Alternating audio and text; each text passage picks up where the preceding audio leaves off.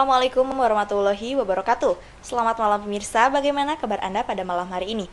Saya Irma Rahma akan menemani Anda selama 30 menit ke depan dengan menghadirkan informasi seputaran kota Cianjur yang dikemas dalam Warta Cianjur. Pemirsa, inilah berita pertama untuk Anda.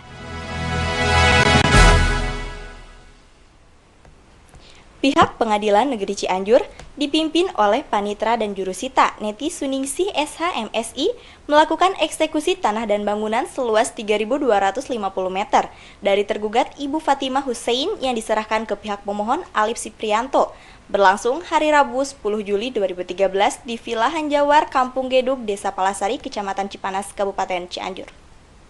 Rabu 10 Juli 2013, bertempat di Villa Hanjawar Kampung Gedug, Desa Palasari, Kecamatan Cipanas, pihak Pengadilan Negeri Cianjur melakukan eksekusi tanah dan bangunan dari Fatimah Hussein tergugat, diserahkan kepada pihak penggugat Alif Siprianto, disaksikan oleh pihak Polres Cianjur, Polsek Kecamatan Cipanas, pemerintah kecamatan, dan Kepala Desa Palasari, dengan melakukan pematokan tanah dan bangunan seluas 3.250 meter.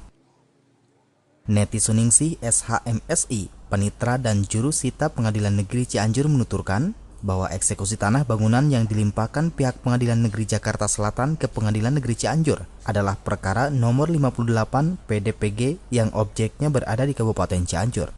Kan eksekusi ini, di mana itu yang tadinya dieksekusi itu adalah delegasi dari Pengadilan Negeri Jakarta Selatan dalam perkara nomor 58 PDTG 2008 dan PN Jakarta Selatan yang telah mempunyai kekuatan hukum tetap.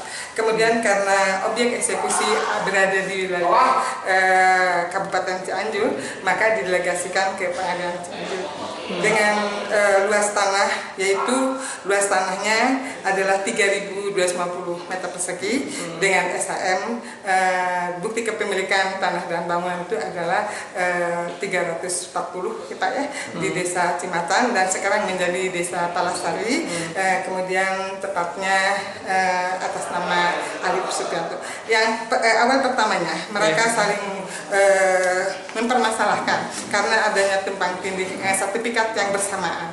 Akan tetapi hal ini telah dilakukan pemeriksaan dan penunjukan di persidangan TUN, kemudian sertifikat yang atas nama yang dipermasalahkan oleh Bu Fatimah itu tidak bisa dikuatkan, yang dikuatkan oleh punya Alif. Itu kan kalau di TUN itu hanya mana yang benar, surat keputusan yang dibuat oleh satu negara. Tapi untuk mengesahkan siapakah yang berhak adalah melalui Pengadilan Negeri. Makanya adalah yang berhak ini adalah Alif Siprianto.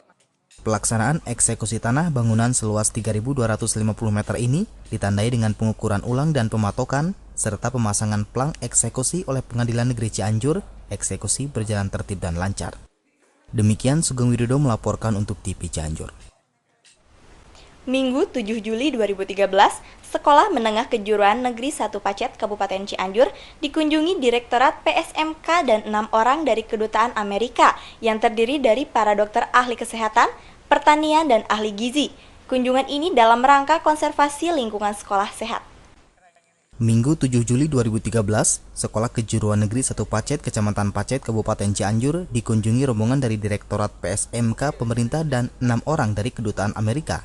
Rombongan yang didampingi oleh kepala sekolah meninjau hasil tani siswa SMKN 1 Pacet, mengelilingi lahan tanaman bunga hasil siswa SMKN 1 Pacet, Kabupaten Cianjur.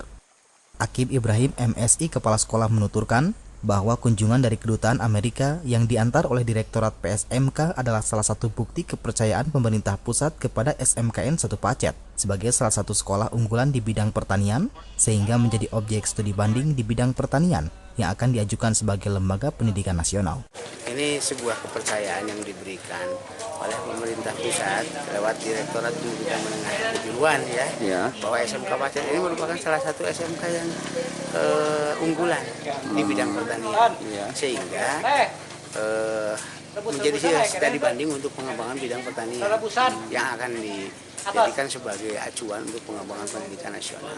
Juru bicara Direktorat PSMK mewakili Duta Amerika menuturkan bahwa hadirnya tamu dari Amerika yang terdiri dari para dokter ahli gizi ke SMKN 1 Pacet adalah untuk menjalin kerjasama sekolah pertanian serta akan menjadi kesepakatan kerjasama. Kerjasamanya antar sekolah sini dengan sekolah Amerika sekolah sini dengan college di Amerika, sekolah di sini dengan universitas di Amerika. Para pakarnya sudah datang, tinggal kita menulis kesepakatan kerjasama di bidang apa aja, dituangkan dalam bidang apa aja, nanti akan dibuat dalam draftnya, apa yang ditandatangan nanti Pak Akif, Bapak Kepala Sekolah sini dengan Kepala Sekolah sana, apa diwakili Direktur, apa diwakili Dirjen dan Menteri. Kita tunggu perkembangan lebih lanjut. Saat istirahat di Hotel SMKN Setu Pacet dengan Dewan Guru dan Kepala Sekolah mengevaluasi rencana kerjasama bidang pertanian dan tanaman bunga. Pada kegiatan ini berkesempatan pula foto bersama anggota rombongan. Demikian Sugeng Widodo melaporkan untuk TV Cianjur. Pelaksanaan pengembangan pembangunan rumah sakit daerah memasuki pengerjaan konstruksi gedung IGD tahap 2. Anggaran yang digunakan sebesar lebih dari 3 miliar berasal dari APBD dan Banprop dikerjakan oleh PT Bumi Aki sejak 1 Juli 2013.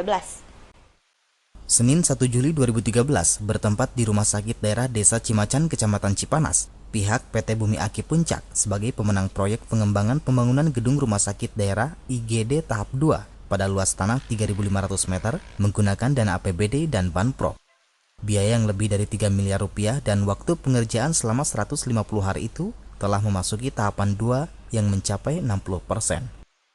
Dedi Satria Priyatna, pimpinan PT Bumi Aki menuturkan bahwa pengerjaan proyek oleh PT Bumi Aki adalah tahap kedua. Kita sudah melalui satu proses tahapan dari mulai tender LNPSE dan sampai saat ini ditetapkan sebagai pemenang, yang mana peserta tender itu ada dari Bandung dan Jakarta dan seterusnya. Artinya ini sudah memberikan satu keputusan pihak panitia untuk memenangkan kami.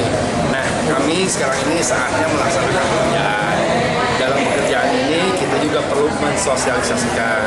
Pada hari kemarin kita mensosialisasikan kepada masyarakat sekitar. Ada RT, ada RW, ada tokoh, kita sosialisasikan. Termasuk teman-teman wartawan saat ini juga mengkonfirmasi dan perlu kita sosialisasikan. Nah, karena itu adalah sarana umum publik dan ini anggaran negara yang harus dikritisi, disosialisasikan supaya nanti tidak ada satu persoalan dalam satu pelaksanaan pekerjaan. Kira-kira seperti itu. Anggarannya berapa, Pak? Anggarannya kurang lebih 3,7 miliar dari Banprop. Nah, bangunan IGD itu tahap kedua, luasan 800 meter, bangunan 3 lantai. 3 lantai. Di dalamnya ada sarana apa aja? Sarananya untuk di dalamnya adalah mungkin lift ya, lift, lantas elektrikal, mekanikalnya, dan AC dan seterusnya. Kegiatan pembangunan tersebut kini sudah mencapai 60%, pengerjaannya berjalan lancar. Demikian Sugeng Widodo melaporkan untuk TV Cianjur. Terima kasih Anda masih bersama kami di Warta Cianjur.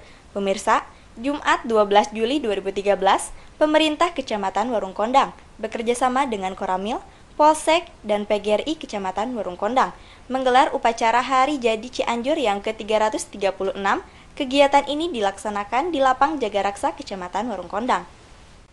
Meskipun Hari Jadi Cianjur bertepatan dengan bulan suci Ramadan, namun tidak menjadi kendala bagi pemerintah Kecamatan Warung Kondang beserta jajarannya untuk melaksanakan upacara Hari Ulang Tahun Cianjur ke-336.